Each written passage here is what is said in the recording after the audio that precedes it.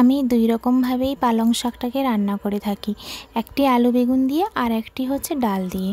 আজকে আলু বেগুন দিয়ে যেভাবে আমি রান্না করি সেটা আমি করে দেখাবো।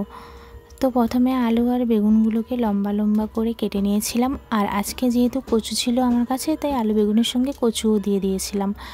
তারপর যেহেতু পালং শাকে একটু বড়ি খেতে ভালো লাগে তাই ইনস্ট্যান্ট বড়িগুলো ভেজে নিয়েছি, আর সব সবজিগুলোকে এখানে কেটে ধুয়ে নিয়েছি। আর মশলার মধ্যে আদা, পেঁয়াজ আর কাঁচা লঙ্কা নিয়েছিলাম। তারপর ফোড়ন দিয়ে সবজিগুলো তুলে নুন হলুদ দিয়ে ভালো করে কষিয়ে নিলাম। তারপর পালং শাকটাকেও দিয়ে দিলাম। আর পালং শাকের এই সবুজ রঙটাকে ধরে রাখার জন্য একটি স্পেশাল টিপস, যেটা চিনি ব্যবহার করেছিলাম। তারপর মাঝখানে তেল দিয়ে আদা কাঁচা লঙ্কা দিয়ে আবারও ভালো করে কষিয়ে একদম লো আঁচে ঢাকা দিয়ে রেখে দেব বড়িগুলো দিয়ে। এইভাবে লো আঁচে রান্না করলে একদম রান্না কমপ্লিট।